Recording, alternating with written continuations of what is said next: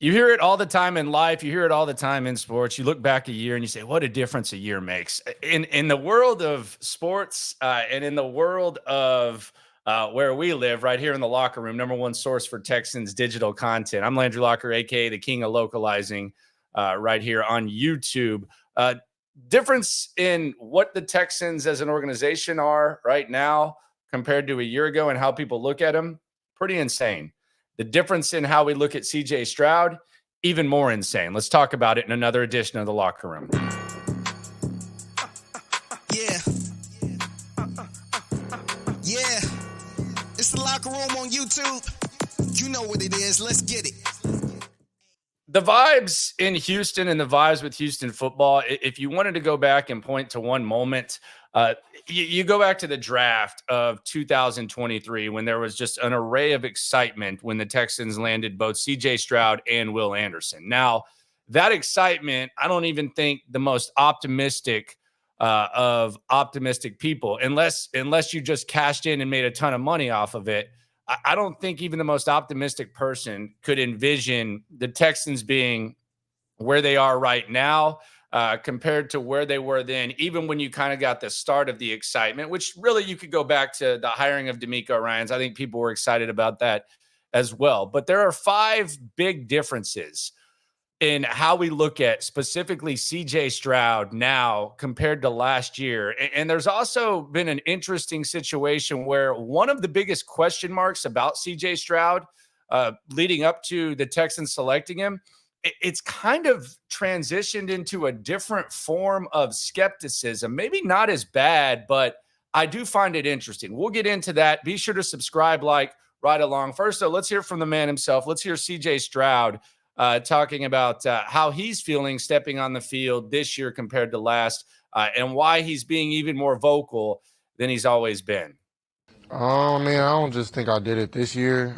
I think like that's just important in general.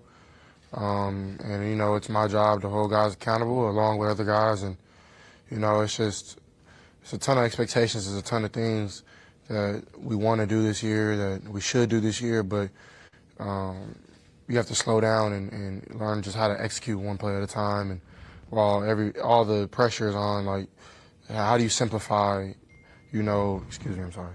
How do you simplify, you know, playing at a high level every single play? So I think that way, you know, just bringing the guys back and just taking us back to square one, you know, what happened, and it's time to move on. And that's going to happen in the season, you know, but, you know, I just think if it comes from me, it means a lot. And, you know, now I'm stepping into the role even more and more. So, you know, I'm just accepting that and having fun with it, you know, being myself. And I just want everybody around me to eat off that. I tell them, like, this sport can change your Cafeteria life. worker right here. The right way. So, Eat off me. You know, being accountable, you know, doing the extra stuff away from the facility, that stuff matters at the end of the day, because all the expectations and all that pressure, that really doesn't matter if you do those things, you know, so. And I find that really interesting. You know, he's talking about eat off me, and we're going to get into all the mouths that he has to feed and kind of how that dialogue has changed. But I think the biggest change when it comes to how we look at CJ Stroud right now compared to last year, the feel of his surroundings. You hear it all the time whenever a quarterback gets selected, and there's a notion, well, this isn't a good situation for a quarterback. Hell, I heard Christian Hackenberg and Bill O'Brien, and Hackenberg was basically blaming the Jets for why he was a bust. But you hear that all the time, and the Texans for a long stretch were the most dysfunctional organization. Now, there was process over results that Nick Caserio spoke of, and now if you look at the way that people were talking about, a lot of people, maybe not all people, but majority of people, I don't like the people are saying, the Carolina Panthers were looked at as a pretty good situation for Bryce Young. And now it's completely changed. The Houston Texans, who last year was, man, why would CJ Stroud? Remember the talk about why would CJ Stroud even go there? He should refuse to go. And is he gonna avoid the Houston Texans? He didn't. And this is one of the more popular teams in the league right now. It's the toast of the NFL right now when it comes to guys, you know, fighting to get and maintain a level of play on that second tier and perhaps get up to the upper tier. It's changed.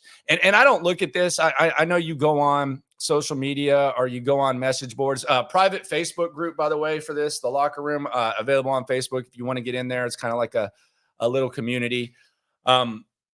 I don't look at this as like you're dunking on people. Oh, look what you said then, and now you're praising the Texans. Stuff changes. It's a year-to-year league. People didn't know Bobby Slowick was going to be a good OC. It was his first time. You didn't know that D'Amico was going to establish this culture. You didn't know CJ Stroud was going to be this good. The reality is, if the Texans knew CJ Stroud was going to be this good, then they would have lost that game to the Colts on purpose. They might have set everyone out. They might have played with one guy on the field. So sometimes it just happens like that.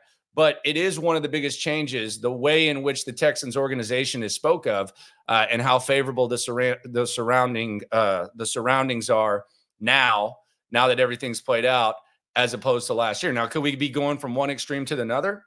Perhaps, but it's hard for me to look at CJ Stroud, Bobby Slowick, these weapons, D'Amico Ryans, what they've done on defense, and think that things are just going to be very, very bad. Maybe you don't reach the level that a lot of people are trying to put you at, but it's hard to imagine a really bad scenario, which is wild because last year, I think the most optimistic, I think Vegas had them at 6 wins, 6.5. They ended up winning a playoff game and winning the division. So that's number one. CJ changed number one. CJ changed number two, the outlook of the returning receivers. Nico Collins and Tank Dell. We didn't know about Nico. There were question marks. Obviously, he had struggled to stay on the field and struggled to really produce with Davis Mills for a number of reasons. We did not envision that Nico Collins was going to be making $25 million a year from last year to this year. We didn't envision that the guy that you took in the third round, Tank Dell, would have at times performed better than Nico Collins. And we damn sure didn't envision that you would trade for Stefon Diggs. He's not even a returning guy. But the outlook of these guys is completely different, to where while the need at wide receiver was necessary in the offseason, would it be the end of the world if you rolled it back with them? Perhaps not. Here's CJ Stroud. He got headline porned, I think. I think he's just praising his guy, but this has made the rounds. It's slow news day. It's that time of the year. Here is CJ Stroud talking about Nico Collins. He called him a generational talent. And them headline vultures, they went crazy. You have the talented receiver room. So you've had the experience of having to feed a lot of guys. Obviously, you had in Diggs, even Joe Mixon coming out of the backfield.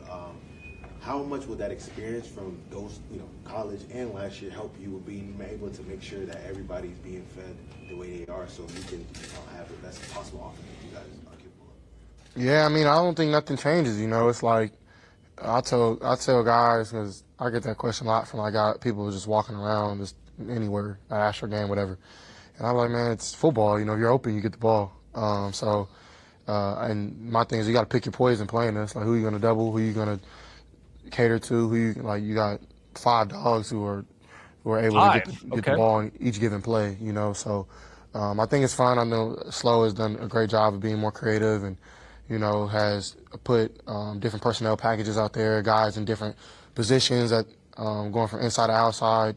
I'm very excited to work with Coach Slow again. He's done amazing so far, OTAs, and will continue to do such. And their dynamic is interesting. I remember when CJ called him out for wanting to throw the ball a little bit deeper, and then they came out. Here is the headline porn comment on Nico Collins. And I actually want to touch on what he just said about feeding receivers, because I think that dialogue and the way in which it's discussed has changed significantly. And I want y'all to help me try to make something of it. First, though, here's the headline porn that made the rounds. With Autry and Sosa and just a ton of guys, man. On the back end, you got young guys showing up. Kalen's doing really well on the back end. And that's, it's just something that first of all, I'm just proud of that guy. My brother Nico, he's shown up and shown out, when his number is called, he always makes a play. And, he's a generational talent, man. He's like our age is Andre Johnson, in my opinion, of just how fast he is, how he gets in and out of his brace, his releases, how strong he is. And I think last year was just Andre Johnson, in my Nico, he's shown up and shown out, when his number is called, he always makes a play. And, he's a generational talent, man. He's like our age is Andre Johnson, in my opinion. Man, yeah, and a lot of Texans fans went with that. Look, CJ Stroud's going to praise his guys. He said they had 5 number 1 receivers. Do we need to make that a headline too? Andre, he says he's a generational talent. People have different definitions of generational talent. I know that I've seen some clips of people arguing what the heck that even means, but he's going to ride for his guys, and he's going to get headline porn this time of the year because it's a SND. It's a slow news day. It's that time of the year. CJ changed number 3 from this year to last.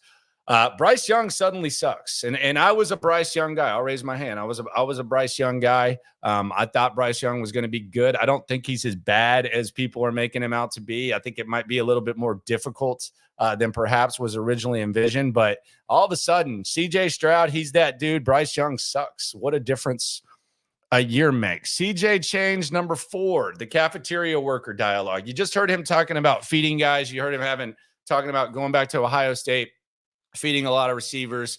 If you're open, you're going to get the ball. The different way in which this is discussed, I think, is just kind of insane because CJ Stroud's unique Ohio State experience is now his biggest asset. And I actually thought it was a logical question when CJ was coming out, not that test that I'd really never heard of, but you're playing with all these number 1 wide receivers, these first round picks, Marvin Harrison, Jackson Smith and Jigba, Garrett Wilson, Chris Olave, and perhaps even more. And you kind of wonder, okay, are they making the quarterback or is the quarterback making them? And I thought that, and they said it about Joe Burrow too, and he kind of shut people up on that as well. But I do think it's fair dialogue to have. Now, it's interesting because now you're in a situation where you've added Stefon Diggs to Tank Dell and Nico Collins, and the dialogue is more so, is CJ going to be able to get all these guys the ball? Is CJ Stroud going to be able to make all these guys happy? Which I think is kind of funny because we've seen him getting the ball to other guys. Quite frankly, that receiving core right there that we just talked about, Ohio State, is probably better than the Texans wide receiver core. If we're being honest with ourselves, if you got Olave, Wilson, Marvin Harrison Jr., Jackson Smith, and Jigba, and then other potential high round picks, that might actually be a better receiving core. There's also, I hate to say this, there's a lot more pressure at Ohio State. Like when you talk about this target on the back and the star power and stuff and winning on the big stage at Ohio State, if you win a game by 14, a lot of times you suck. And there's a room full of media asking it. You got to walk around campus. So I find it interesting, not in like a appalling way or anything, but I find it interesting that we went from having those questions about, CJ Stroud, was he made by these star receivers who all produced at elite levels? And now all of a sudden it's like, well, how are they going to get everyone the ball and keep them happy?